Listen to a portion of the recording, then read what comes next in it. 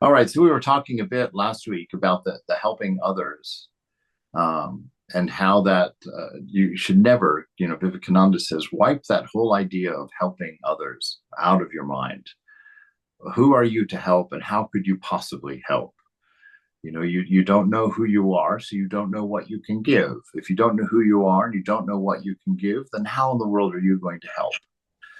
That kind of, and he said last week that the kind of help that you have to do over and over and over again is no help at all. If you're going to call something help, it means that you help them and they don't need help again. That's the only real way to help someone. And he was saying, all these other, what we should be looking at is this idea of worship, or this idea of sameness in us, that it's our nature to alleviate suffering. And we do it for everyone because everyone is self. And that becomes worship. That becomes awareness of the divine. And anytime there's awareness of the divine, worship happens. I don't care what it is. You can be cleaning out the gross mold at the bottom of your compost bin. If you're thinking of God, that is a pure form of worship. It's beautiful, and it's your offering.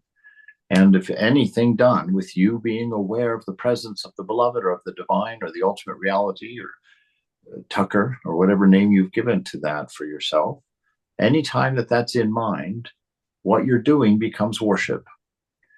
And then that is how life gets that beautiful atmosphere, the atmosphere of a temple. That shrine in Hollywood. Wow. That shrine is so wonderful. I got to meditate there quite a bit this week. And got up this morning and came and did my practice here in my room like usual. Wow. What a difference.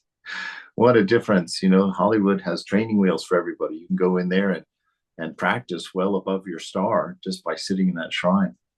And I don't know what to do with those things, because generally I kind of don't like to believe in those things, because they're things that are beyond us. You can't change the atmosphere of your room right away, but you can in time, no doubt. Do enough practice, make enough offerings, sing the glories and names of God enough times in any space, and it becomes holy for you. So he says, the man responds, well, I'm not talking of pleasing anybody, but I am all for helping others, right? Maharaj says the only help worth giving is freeing the need of further help. So there it is. The only help that's worth anything is the help that frees you from further help. Repeated help is no help at all. Do not talk of helping another unless you can put him beyond all need of help. Right? So a good humbling thought. Can I put this guy beyond all need of help? Then I can't help him. I can serve him. I can serve him. I can worship the divine through him or her, but I can't help him. As a matter of fact, by serving him, I'm helping only myself. That's undoing my own bondage, undoing my own selfishness, setting me free. And so to make those things about others, I can serve, I can help others in the sense of helping. It's the helping, it's not the others that's the problem. It's the idea that I can help somebody, which is, of course, an egotistic thought. And it doesn't work in the long run. We've mentioned that quite a few times also. Why not? Because if you're helping someone and you continue to have to help them, ultimately they're going to get resentful. And ultimately, you're going to start being dissatisfied that they're not appreciating you like you deserve to be appreciated. And so then there'll be a big cat fight in the kitchen. You'll throw several things at each other and walk away and never see each other again. And that was the amount you were able to help. All right, so that's where he's saying. So the questioner says, well, how does one go beyond the need of help? And can one help another to do so? Maharaj is going to go high on this one. When you have understood that all existence in separation and limitation is painful, and when you are willing and able to live integrally in oneness with all life as pure being, you have gone beyond all need of help. This was what we were talking about before class this morning. Okay, so when you are able to live integrally, right? Meaning that you have brought the multiplicity inside of yourself into a unity. Now, when I spoke about this in the past, I always had this idea that somehow we had to gather all of the different voices in our mind into a single voice in the mind. And now I understand one step different, a step that changed everything. That really, that integral is the watcher, the observer of mind. So there never are more than one of you inside. There is always just the watcher. And he's watching numerous stories, sometimes multiple happening at the same time within mind, but is not a part of any of them, not as interested in any of them. So he says, when you understand that all existence and separation and limitation, what does that remind you of? What separates and limits? Egoism. And what is egoism? Egoism is the thought of me, not the me. Okay, so egoism is when you're living the thoughts of you and not paying any attention to the you, that which is watching the thoughts, right? So all you have to do, you've got a little balance between you. One point is connected to the thoughts about you, and one point is connected to the watcher of those thoughts about you, right? All you have to do is slide your attention from the side that's in the mind, thinking about me, over to the part of me that's watching the thinking about me. That's all you have to do. You have to just become aware of that side. First step. Second step, know that this is the only thing that's real, the me. The thing that's on the watcher side of the scale is the only thing that's real. Everything else dances in the mind. Shiva's dance and Shakti. That's all that we have to do. So he says, if you come to understand that when you live in the thoughts about yourself, the thought of me self, right? The ego self. I like the thought of me self because it makes it very easy to identify when it's happening in the mind. When you're living in the thought of you more than you're living in the you, and actually you don't switch back and forth. You're always either in one or the other. You can't have two masters, Jesus says. You're always going to hate one and love the other, right? So we want to move our master from mind over to the silent shrine of the heart. And he says to do that, when you've understood that all existence, when it is separated and limited by the thought of you self, it's painful. It's painful. That's because it's the thought of you self that gets into all these guilty thoughts and all these self-accusatory thoughts, or the thoughts of self-grandeur. It's just thoughts about random things. They just pop up here and there depending on what the senses and memory present to mind based on inputs, that's based on reminders, as it were. And it just brings those stuff up at random. And the more the time that you spend being aware of the self, the more of the nonsense you see as nonsense, because you see its origin is not based in anything. We always have these thoughts and feelings about ourselves, and we say something, and it's meaningful to us. But the reason that we said it was because a leaf fell and landed on our finger. And then we had a thought about, childhood, and then we thought about innocence, and then we thought about how whatever. You see, you're off and running like that just because a leaf fell on your hand. And you begin to realize that so much of the things that you think of are just rooted in something that just happened that sparked a memory of something else that happened. And sometimes that's a desire because you suddenly are raised with a sense of expectation, like, ooh, ice cream's good, right? You want that good. You expect some good. So you go get ice cream. And it is good for about one spoonful's worth of time. And then it's gone. And you either want more ice cream, right? Or you're finished until the next time. Round and round it goes. Understand that all existence in separation and limitation is painful.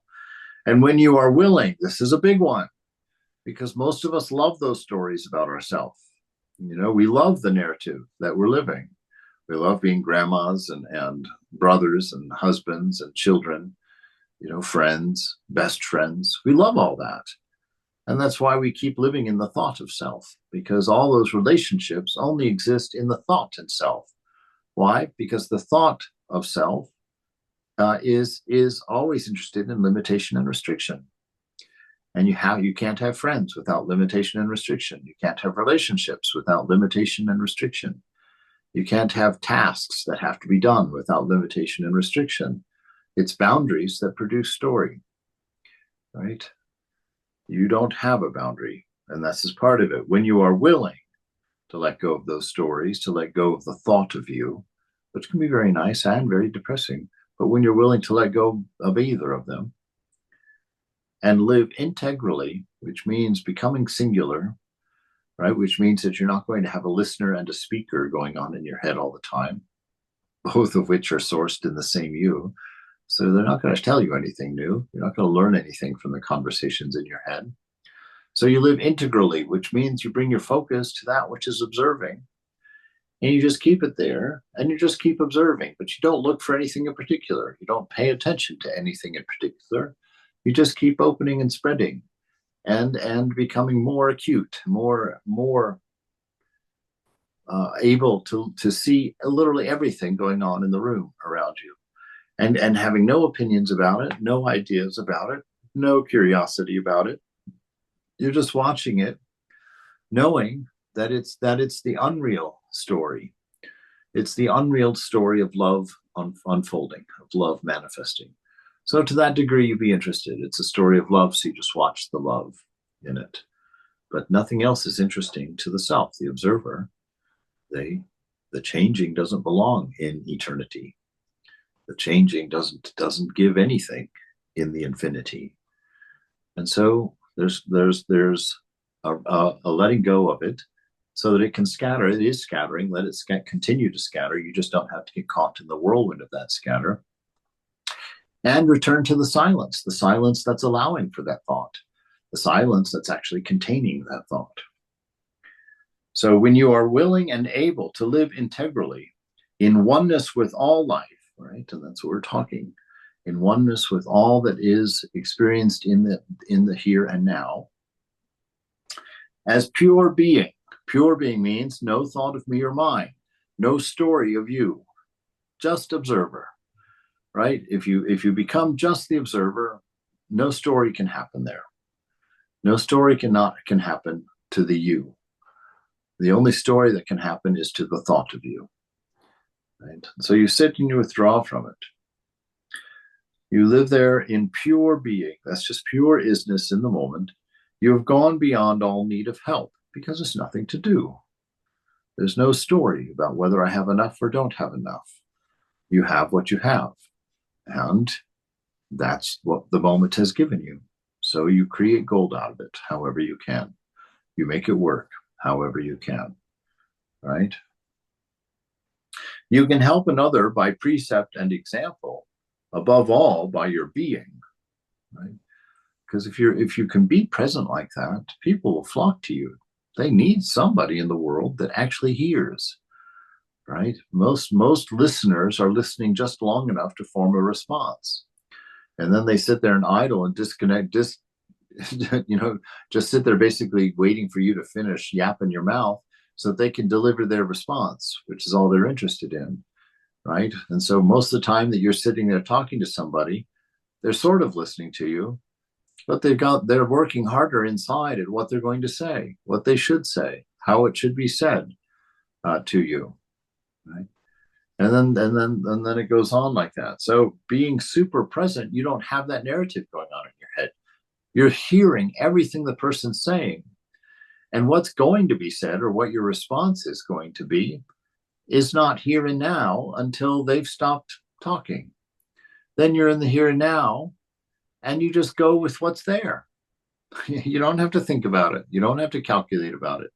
If you've been really present, you're in the flow of the moment, and the words that need to be said will arise, right? They will arise of their own accord.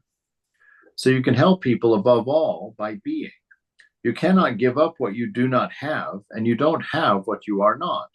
You can only give what you are, and of that you can give limitlessly.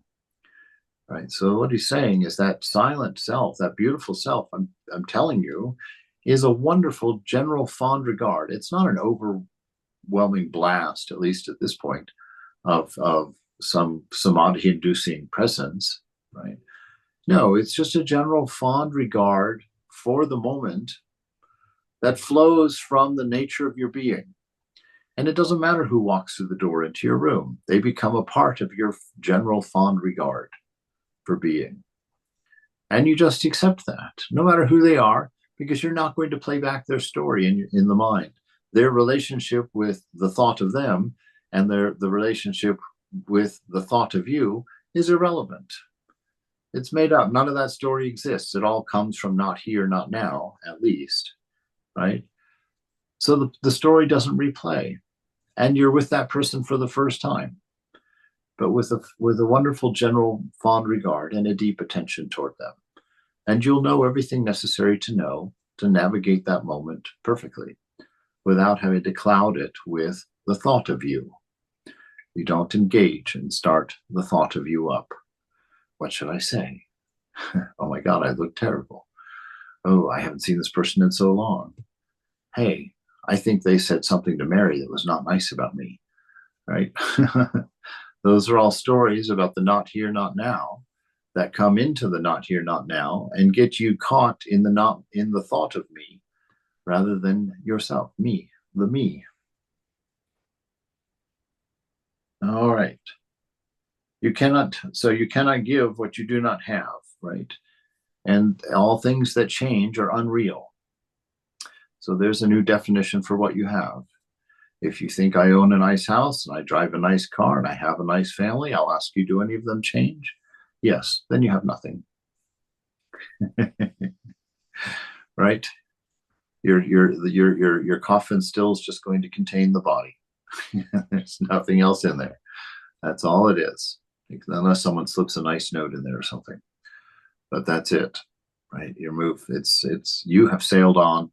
Everybody else is weeping about a body that's now on its way to potting soil. And who knows why we do that.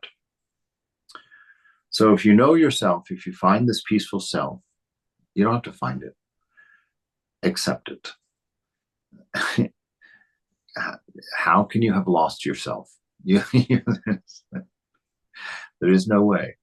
You are it right now, but you're just pretending to be the thought of you rather than accepting the you, because it's quite a different experience and it's not tied into Maya. It's not tied into the narrative of the world. This me, this me that's not the thought of me.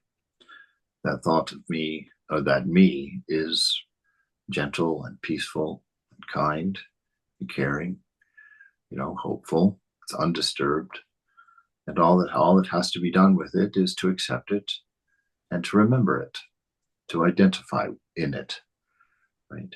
And don't let the not here, not now slip in, and don't let the body mind slip in. The body, that will happen in one step. That's not really a two-step thing. But is it true that all existence is painful? What else can be the cause of this universal search for pleasure? He said, if this world of change isn't painful, why is everybody constantly looking for a good time? Constantly looking for something that makes it less painful. Intoxications and parties and relationships and pleasures of all nature. They're all only distractions, right? We've talked about that. In their nature, they give you nothing. You just have to keep repeating them. And if you really enjoy them, boy, that's even harder.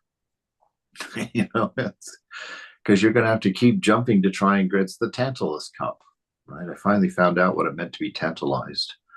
It's the Tantalus cup. He's standing in water up to his chest, and just above his reach is a big piece of fruit hanging down. But anytime he reaches up to get the fruit rises, he can't reach it. And anytime he ducks down to get some water, the water level lowers. So he's always between these two things that he cannot have. His attention is drawn into the not me, right? Drawn into the thought of me. And in the thought of me, nothing is real. It just always is promising. Promising. Oh, if you do this, you're going to be happy. Oh, if you get this, you're going to be fulfilled. Oh, if you chase after this, it's going to be fun.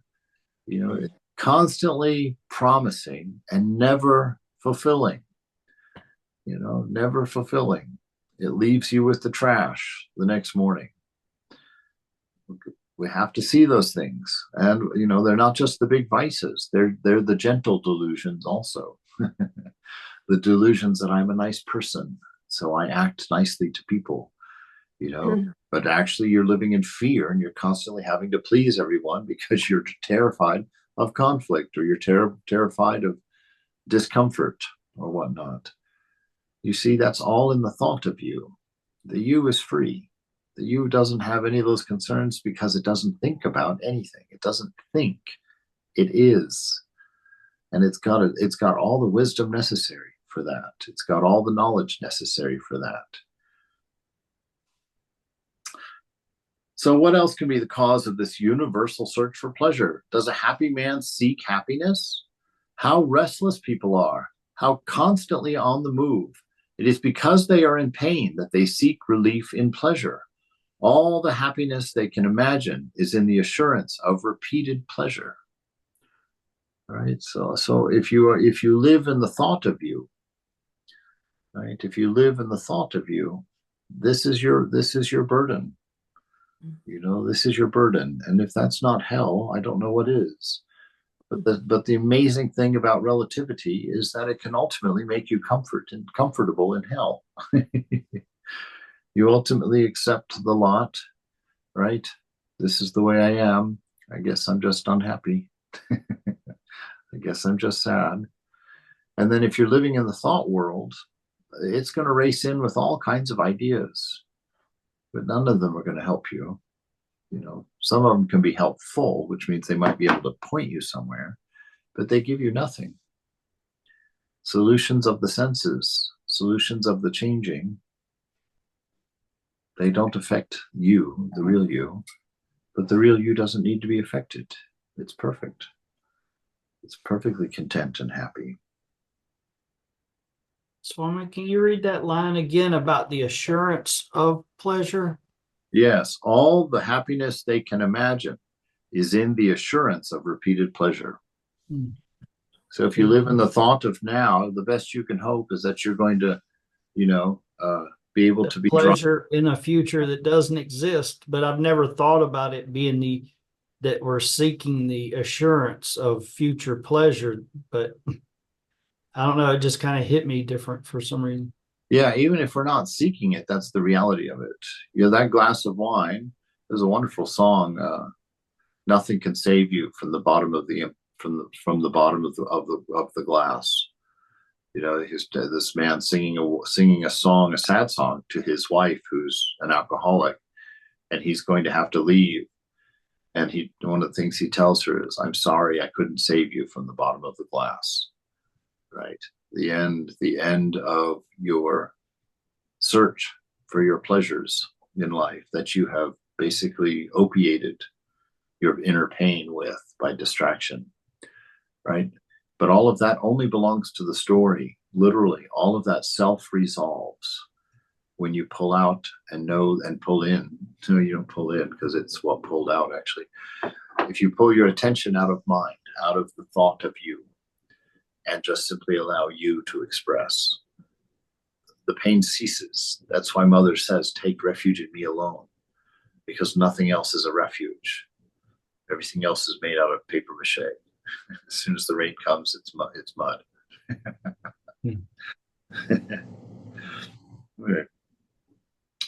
The questioner, if what I am as I am, the person I take myself to be, cannot be happy, then what am I to do? This is our question right here. And look at, it's wonderful. If you have a question, this is straight out of the thin air right now, but if you have a question, analyze your question, because the nature of the question betrays a lot about you. Look what he says. If what I am as I am, the person I take myself to be. See, the person I take myself to be. Does that make any sense at all? The person I take myself to be. So you don't know. How can you be the person and not know who that is, right? You do know who it is. He's saying, if what I am, as I am, see, he keeps using there the I am, but he keeps trying to put it into a story, right? The person I take myself to be, and now he admits to the story, cannot be happy, okay? If that's the truth of that, if the thought of me cannot ever be solid because it's only a thought, then what am I to do? Maharaj, you can only cease to be as you seem to be now.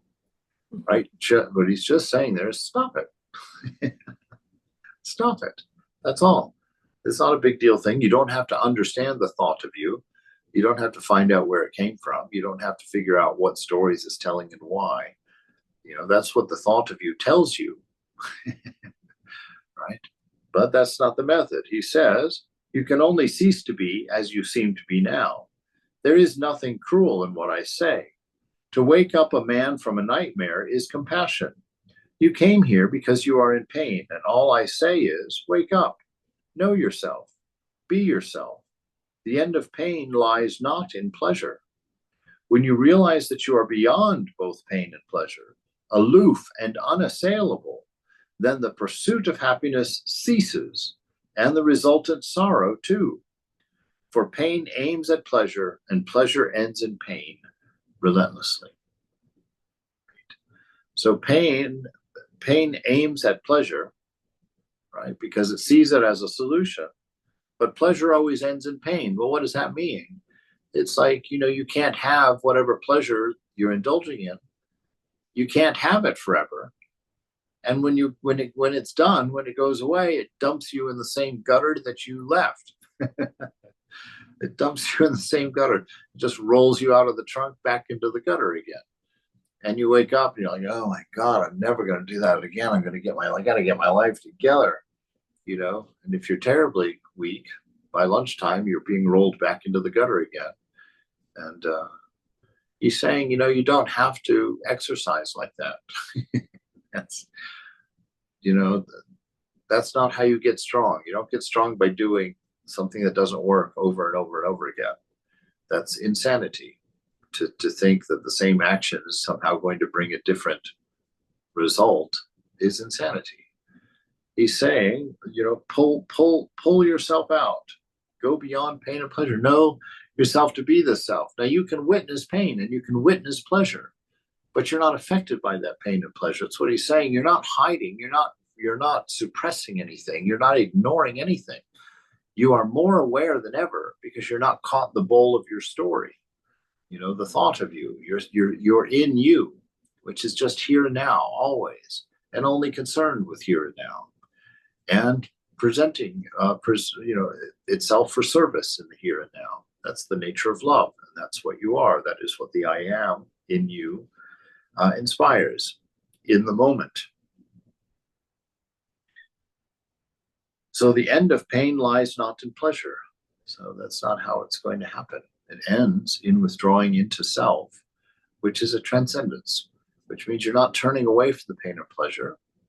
You're stepping out of it. And you're observing it still. So you're not becoming dull. You're not becoming impervious. You're not becoming, callous. You're still maintaining full awareness, still seeing and feeling the pain, but from a place that's not being hurt, from a place where you can see it objectively, the self, the here and now. Right. Pain aims at pleasure, and pleasure ends in pain relentlessly. In the ultimate state, there can be no happiness. This is the questioner. In the ultimate state, there can be no happiness. Maharaj, nor sorrow. It's like, not only that, I'm going to top it with a cherry. not only is there going to be no happiness, there's not going to be any sorrow either. Only freedom. Only freedom. As long as there's happiness and sorrow that you have to attain and maintain, you're not free. You're a slave to something that is going to have a constantly changing set of requirements to be maintained. You're happy for a moment and then it starts raining out. You get upset, or you're happy in the moment and some ad comes on and now you need a new pair of jeans, or you're happy in the moment and then you remember you're not, and you're terribly depressed because you forgot why. So all these things. Nor sorrow, only freedom. Happiness depends on something or other, and it can be lost. Freedom from everything depends on nothing, and you cannot lose it. Freedom from sorrow has no cause, and therefore cannot be destroyed. Realize that freedom. Realize who you are. You're not the thought of you. Any thought about you has nothing to do with you. You can't fit in a thought of any kind. Right? You are the observer of everything. Be the observer of everything, and that will be enough. You've been doing it for billions of years. You know, you've been doing it for billions of years and still haven't figured it out. Be the observer who's watching all of this with no thought necessary. And then you'll hear the hum of the bliss that is your engine, the bliss that inspires your alleviating suffering. The beauty of that inner silence becomes the beauty that you see in the mountains when you hear that hush and that display of majesty, which requires nothing but observation to be inspiring, because that mountain is the self, and it's beautiful because of the self, and it's inspiring because it reminds you of self, the qualities that self can be. Well, never mind that. No qualities to it necessary. You're giving it qualities, then you're in the thought of self. You're not in the self. So it's just being. That's all. It's just being.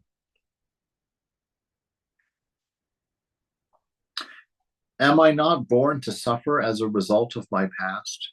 Is freedom possible at all? Was I born of my own will? Am I not just a creature? What is birth and death but the beginning and the ending of a stream of events in consciousness? Because of the idea of separation and limitation, they are painful. Momentary relief from pain we call pleasure, and we build castles in the air hoping for endless pleasure, which we call happiness. It is all a misunderstanding and a misuse. Wake up, go beyond, and live really. So birth and death are just the beginning and end of a stream of events in consciousness, right? So we step down from awareness, which is one without a second, into consciousness, which means we're conscious of an object or something separate from us. And that awareness of that object produces a thought of you as an object so that you can be in relationship with an object, right? If you're not an object yourself, there's no way to relate to an object. You can't sit in a chair unless you're a body, right? So you create a body in your mind, a chair in your mind, and now you need a body to sit in it. No problem, I'll get one. Oh, there it is. Here we go. And we're going on. And now that body only exists in your thoughts. So only thoughts can describe it. And so the ego now is thrilled. It has something to do that's very important, something necessary. And that is to tell you who you are at every moment, and to constantly keep that description changes based on what all of the different gauges in the mind that it's watching. Oh, wait, we're down into the record of the area of self-pity. Oh, what stories can we tell about self-pity? Oh, wait, there's a really good one about you losing your last friend, and brings it up like that. You see how it all works, and it just snowballs. It goes on from there. And as long as you're sitting there taking it all, believing it to be you, you're getting upset about not liking yourself and not feeling free to express. And, oh, I'm trapped in life. And you start thinking about living everywhere else in the world or running anywhere else in the world or just going on a cruise, right? But it's always waiting at the end of the cruise. Nothing can save you from the bottom of the glass in that state. But my knowledge is limited. My power is negligible. Being the source of both, the self is beyond both knowledge and power. The observable is in the mind. The nature of the self is pure awareness, pure witnessing, unaffected by the presence or absence of knowledge or liking. This is the beauty of it. As you really are, you simply can't be touched by this world. You can't be touched by this world until you believe in the thought of you, as opposed to the you. This world is dreamlike. You've created it all in your mind. You are the one dreaming, and you're the one who remains unaware that you're dreaming, right?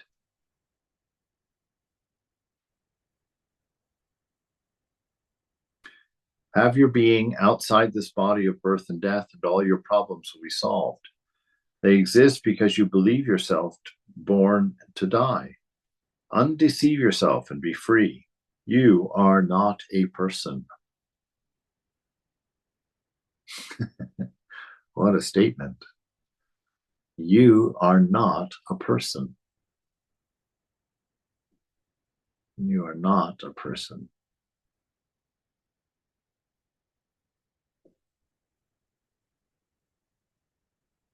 You're not a person. You're spirit. You're an infinite container of everything, the infinite potential of manifestation. And you are perfectly content to observe this story from billions of angles, billions of perspectives called people. But you never were and never will be a person. Right? When Tagore went into samadhi, he ceased to be a person. You know, he was being itself, and he was everywhere. He wasn't in samadhi. He was being himself, not a person. We looked at him and we say, oh, it's a body, it's him, that's him. Oh, and he's behaving that way because he's in samadhi. No, that's looking from our ignorance perspective. He's no longer a person. He's returned to what he has always been. He was never a person. And so he's free. And what you're seeing is the cessation of the body searching for pleasure, the cessation of the body looking for meaning, the cessation of the body looking to change the moment. You see, he's become what he was, or is seeing, being. And I hate the fact that there's no words. So if we sit there and we think my knowledge is limited and my power is negligible, he says, well, you're the source of both of them. The self is beyond both knowledge and power. Knowledge, that's the thought world, right? At least in secular knowledge, in our normal idea of knowledge. Real knowledge is that knowledge of that which does not change. It's knowing what you are. That's real knowledge. But this knowledge that we're beyond is the thought of me. And power, because power again is part of your story. What power? What power does it take to move a rock in the dream? It's not a power, it's an idea. Right? And so we transcend all of them. We're not part of that limited and restricted world. We're the container of it, the observer of the story in it. But we are not in it. We are not the person. The observable is in the mind. Anything that you're hearing, seeing, tasting, touching, or smelling is in the mind. It changes and it's unreal. It's the smeller, the hearer, the taster, the toucher, the seer that is real. But the hearing, tasting, touching, that's just in the mind. It belongs to the thought of me and not to me. So the observable is in the mind. That's how you know it's not you. The nature of the self is pure awareness, right? Pure awareness. Pure awareness means awareness with no self-interest. Awareness of everything and anything, but understanding that it has no me or mine in it. That has nothing to do with me as such. It only has to do with the thought of me. If I limit myself and restrict myself, then I can step into the limited and restricted and be affected by them. But if I remain aware of the dream and aware of being the container of the whole and understanding there's nothing to be gotten from the dream, there's nothing to be needed in the dream, that I can simply be free of all of it in myself. The nature of the self is pure awareness, pure witnessing. Pure means nothing else. So you're just witnessing.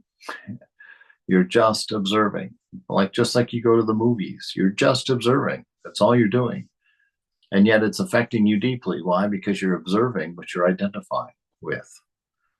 right? So that's where the story of the movie comes from. If you go to the movie and you don't identify with it, well, then the colors on the screen are not going to resolve into people, and the people aren't going to resolve into relationships, and relationships aren't going to resolve into feelings. All of that will stop if you go and just understand this is colors on a screen, one still shot after another. Then you're not moved by the movie.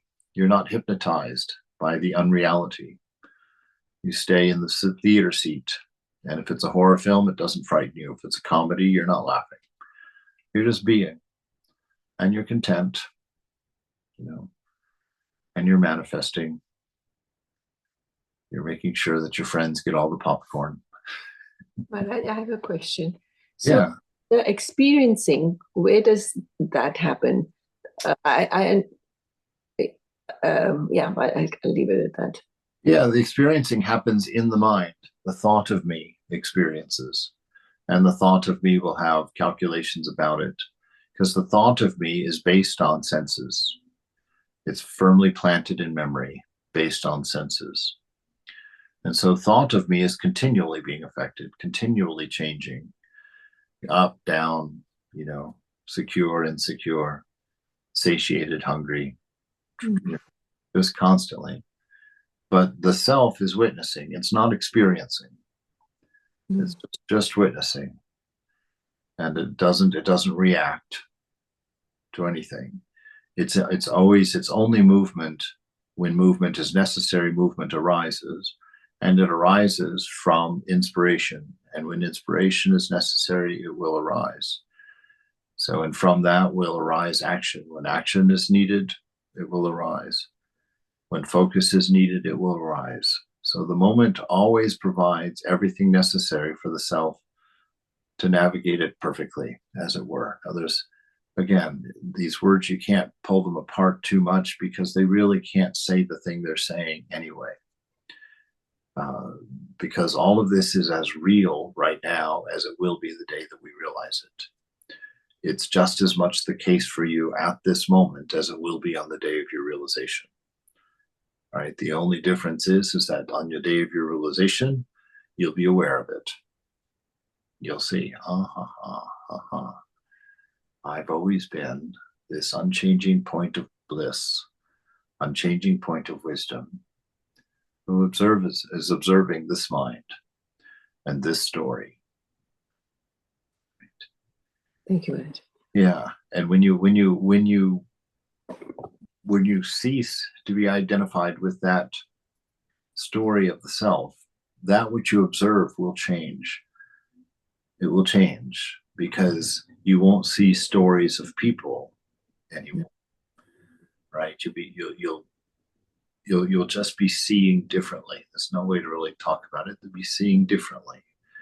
And in that seeing differently, all those nagging little things that used to push you out of your comfort zone, they literally don't exist because you don't notice them. You're not interested in them. And all those things that would spark a story within you, something your mother did, something your friend did, something your boss said, those things that spark stories, they don't spark stories anymore because we're not identified with the things about which they speak. And this self requires nothing to go there. There's no admission. There's no ticket necessary. It's who you are at this moment. At this moment, you are actively being the self. But that self is looking in the mirror and living accordingly. So be aware of that which is looking in the mirror. Don't be aware of that which is reflected in the mirror, don't be aware of the reflection. Be aware of the person observing the reflection. Now, we've talked about that. You can get a good sense of this. We mentioned it in a class before, to stare in the mirror and put your attention on the reflection, and then look in the eye of the reflection and reverse your attention to that which you are seeing through the eye in the mirror and become aware of that which is looking at you from the mirror through the eye of what's in the mirror. And that's a loop that brings you right back to here. And so practice bringing your awareness here and then putting your awareness there, because the mirror is the thought of self. This is the self. And so put your reflection back and forth. Look at the outside, see what it's saying about yourself. And then in the mirror, look into the eye of that person looking back at you. Look in there and penetrate that eye and flip your attention to what's behind your eye. The self who's observing. And do that a couple times. That'll give you a good solid experience. Well, it will be an experience. You're still in thought self. It'll be an experience that you can sense. And so then when you find yourself being in the not here, not now, and you find yourself not in the silence of being, you'll know what you need to do. You'll know, oh, I just need to flip my attention. Flip it from the mirror to the one looking in the mirror. And since you will have practiced that, you know what to do with that. You know how to do it. You know what it feels like. And the incredible peace that instantaneously comes over you. You know, yesterday afternoon, I did something I shouldn't do. I went to my Reddit account and I was flipping through some of these Reddit stories, and I was getting so provoked by things. I just was all agitated. And I didn't do anything except I sat there for a moment. I took a deep breath. You know, I closed my eyes and I just flipped my awareness. I didn't have to resolve any of it. I didn't have to act on any of it. I just flipped my awareness and realized it wasn't there. Those things didn't affect that space within me. There was no agitation. There was no story. There was no need. Instant peace.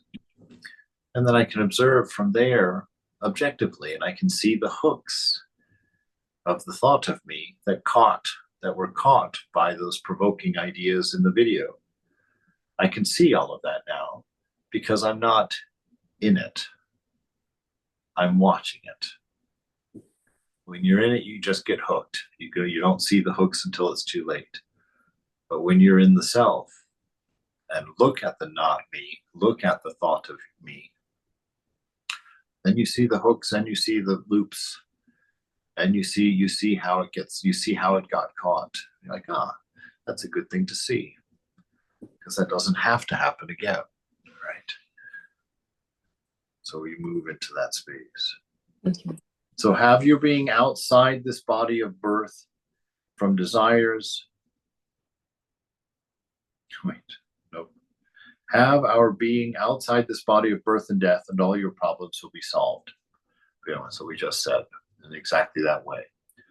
When you're caught up in the thought of you, flip your observation from the mirror, from the reflection, from the out there to the here and now. Come here and stay only in the here and now, and you will be peace. You will be wisdom.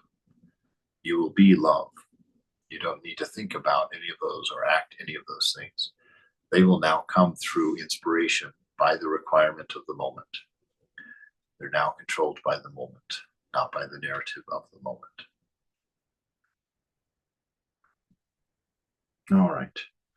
We're at a perfect stop. The greatest guru is your inner self. So we'll pick up there next week.